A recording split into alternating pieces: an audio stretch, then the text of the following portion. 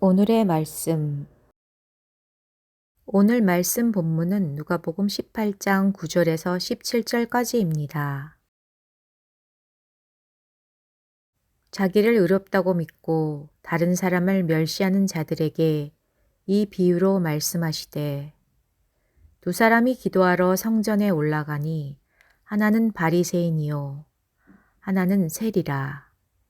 바리새인은 서서 따로 기도하여 이르되, 하나님이여, 나는 다른 사람들 곧 태색, 불의, 간음을 하는 자들과 같지 아니하고 이 세리와도 같지 아니함을 감사하나이다.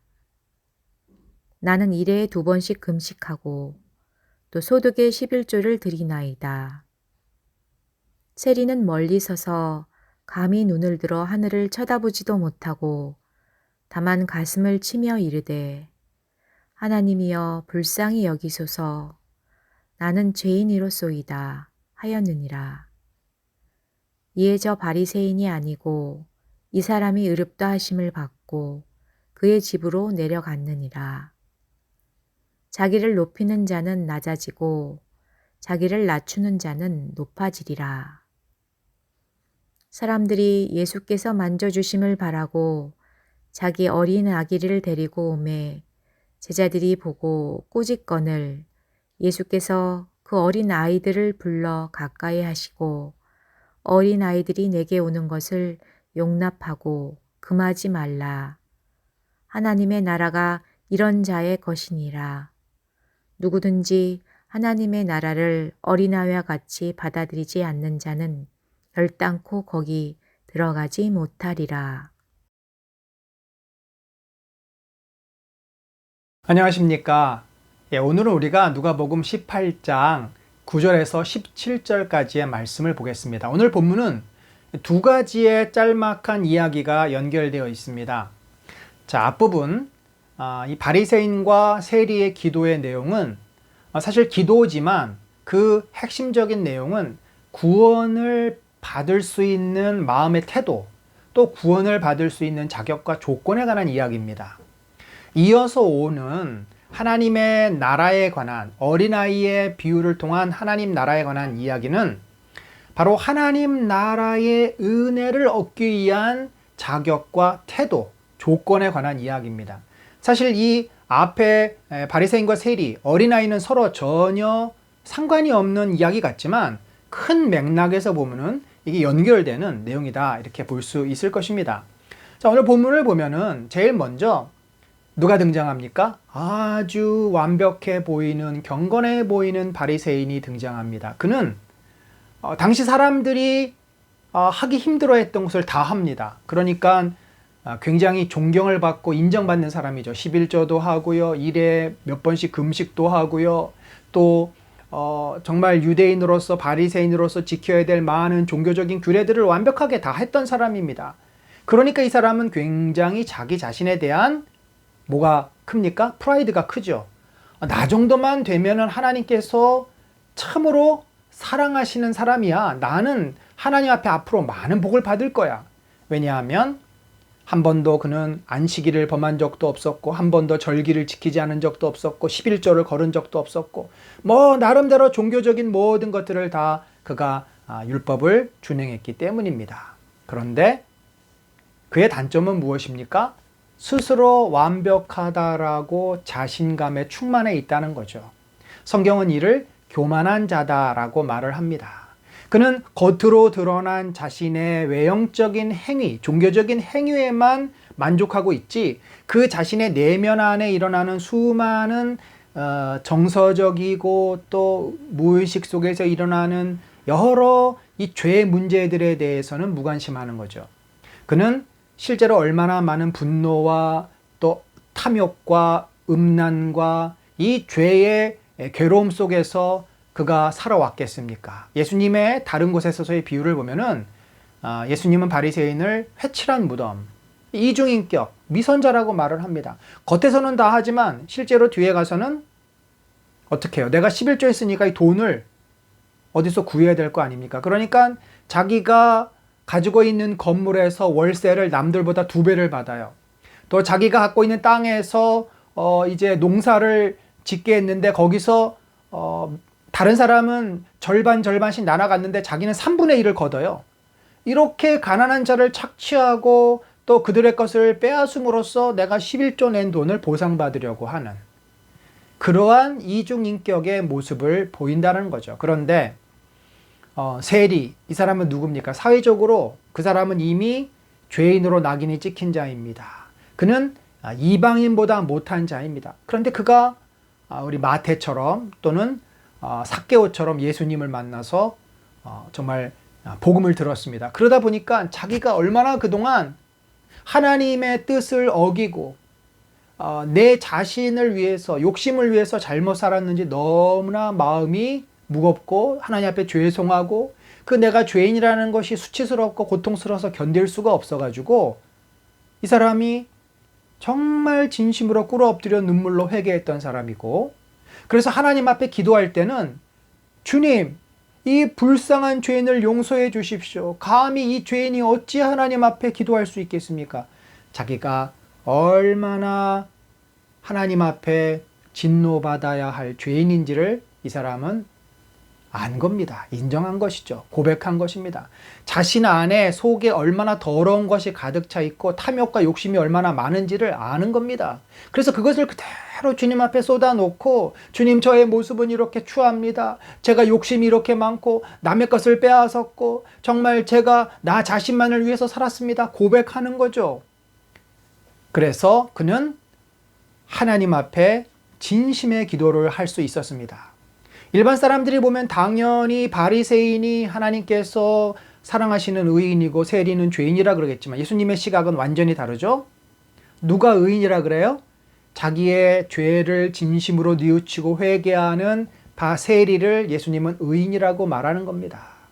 자, 그러니까 이 구원받는 조건이 뭡니까? 종교적인 행위, 내가 무엇을 얼마나 했느냐가 중요한 게 아니라 그 마음이 진정으로 자기가 죄인인지를 깨닫고 죄를 고백하고 변화를 위해서 자신을 내려놓을 수 있느냐가 구원받을 수 있는 가장 중요한 조건이라는 거죠. 예수님 여기서 아주 매우 중요한 원리를 뽑아내십니다. 자기를 높이는 자는 낮아지고 자기를 낮추는 자는 높아지리라. 이것은 모든 질서에 그대로 적용이 됩니다.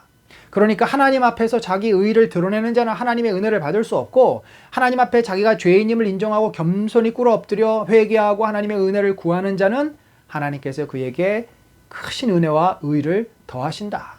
또 어디서든지 남들을 섬기고 도우려는 자는 남들이 그를 존중해주고 그를 인정해주지만, 어디서든지 남들에게 인정을 받고 도움을 받고 존중을 받고 사랑만 받으려고 하는, 섬김만 받으려고 하는 자는 남들이 그를 하찮게 여기고 우습게 여긴다라는 것입니다. 자, 이렇게 이제 앞단락의 이야기가 끝났는데 뒷단락은 어떤 내용이에요? 어린아이의 이야기로 넘어갑니다. 자, 이 어린아이의 이야기, 언뜻 봐서는 상관이 없어 보이지만 앞에 세리와 바리새인의 이야기가 구원을 얻는 조건에 관한 이야기라면 뒤에 이 어린아이와 관한 문제는, 그러면 구원받은 자가 하나님 나라 안에서 어떻게 이 하나님 나라의 영광과 풍성한 은혜를 누릴 수 있을까에 관한 문제입니다. 다시 말해 하나님 나라의 은혜를 얻기 위한 조건, 마음의 태도, 자세를 말하고 있는 거죠. 가장 중요한 것이 뭐예요? 아이들이 내게 오는 것을 금하지 마라. 당시 아이들은 물건이었습니다. 제자들은 애들은 가라 하면서 아이들이 예수님 앞에 와서 귀찮게 하는 것을 막았어요. 그런데 예수님은 아이들 자체도 좋아하셨지만 아이들이 가지고 있는 태도, 마음의 태도가 너무 귀하다라고 얘기하시는데 그 태도가 뭐예요? 아이들은 천진난만하죠. 그래서 예의도 없고 막 버릇없이 굴기도 합니다만, 그런 어떤 순진함, 천진난만함을 말하는 것이 아니라 이 아이들이 가지고 있는 의존성과 수용성을 지금 예수님이 말합니다. 아이들은 예수님 앞에 와서 만져주시고 예수님이 자기들을 위해서 축복해 주시기를 기대하는 마음으로 온 거죠. 그러니까 예수님을 정말 예수님으로 바라봅니다. 메시아로 바라봅니다. 저분이 우리를 구원하실 분이야. 우리는 철저하게 어린아이처럼 예수님을 예수님으로, 하나님을 하나님으로, 메시아로, 구원주로 바라보는 눈이 필요해. 자꾸 그런데 우리는 나랑 비슷하잖아. 맞짱 뜨려고 합니다. 예수님을 나보다 조금 나은 자로 생각합니다. 그래서 철저하게 우리는 의존하지 않습니다. 내 입장에서 판단하고 내 입장에서 예수님의 말씀을 취사 선택합니다. 그것은 절대 하나님의 은혜를 얻을 수가 없습니다. 두 번째는 수용성, 열린 마음입니다. 우리가 예수님을 진정으로 하나님으로 받들고 존중하고 나의 주인이라 고백하면 자, 그분에게서 나오는 모든 말씀이 진리요, 우리 삶의 생명인데 내가 다 수용해야 되지 않겠습니까? 마음을 활짝 열고 받아들여야 되겠죠. 주님의 그 태도, 마음, 또 말씀, 모든 것을 그 뜻 내가 받아들이고 붙잡고 순종하고, 이러한 아이들의 의존성과 특별히 열린 수용성이 결국은 하나님의 은혜를 누리게 하지. 내가 주인이 돼서 예수님 말씀을 판단하고 취사 선택하고 자르고 이런 사람은 절대로 하나님 나라의 은혜, 그 영광과 축복, 영적인 보물을 얻을 수가 없을 것입니다. 나는 어떤 사람입니까? 말씀 기도. 오늘 말씀을 통해 두 가지 기도 제목으로 기도하겠습니다. 자신의 죄에 대해 무감각하며 관용하는 어리석음에서 벗어나 내가 얼마나 하나님 앞에 큰 죄인인지를 깨달아 하나님께 겸손히 엎드려 하나님의 긍휼과 은혜를 구하게 하소서. 내 입장에서 하나님 말씀을 판단하여 취사 선택하는 다친 마음을 내려놓고 마음을 활짝 열어 어린아이처럼 진리의 말씀들을 있는 그대로 받아들이고 믿게 하소서.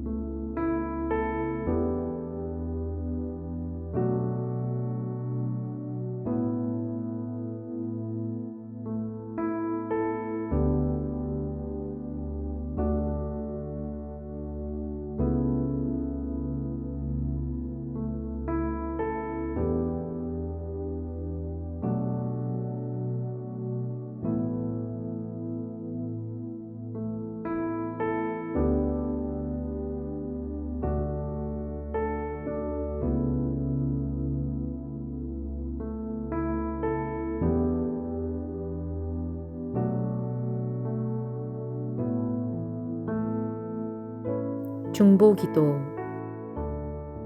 열방과 우리나라 가운데 하나님의 뜻이 이루어지게 하소서. 주의지 선교사님이 섬기는 만달레이 빛 교회에서 4월 11일에 있었던 전도 집회의 열매들을 주님께 올립니다. 회심한 자들이 예수님을 잘 믿고 교회에 잘 정착하게 하시고 청년 1명과 3명의 부인들이 세례를 받고 신앙생활을 잘 하게 하소서. 고독인 목사님이 목회하시는 은혜농인교회의 성도들 가운데 교회가 멀어서 잘 나오지 못했던 교인들이 새로 이전한 교회로 나오게 되어 교회가 더욱 활성화되게 하소서.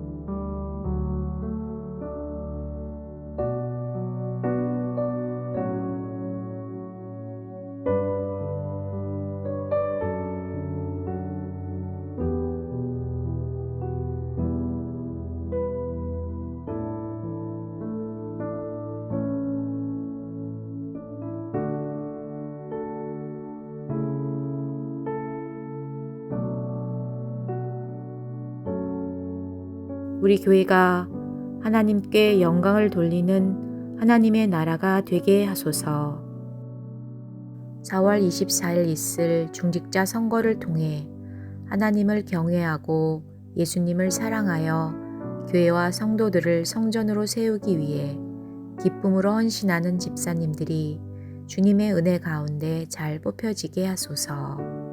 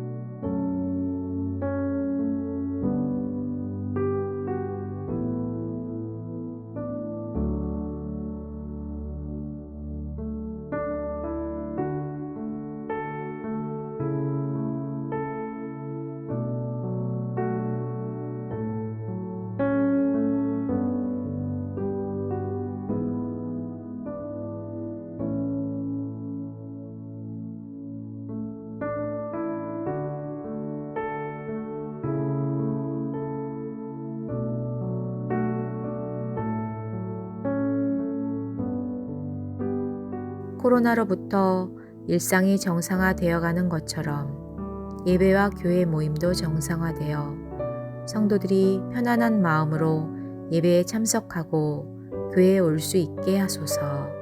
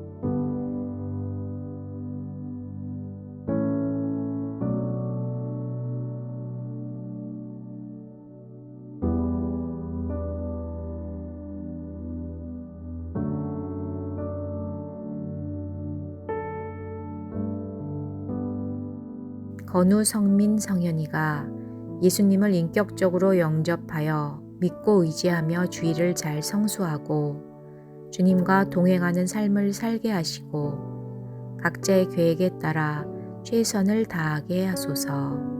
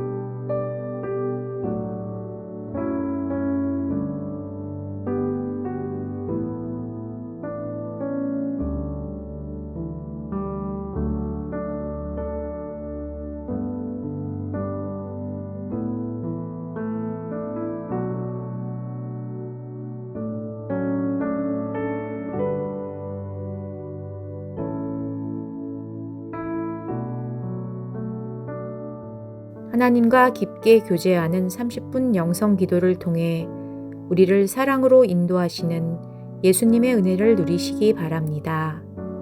오늘도 주님과 동행하는 하루 되세요.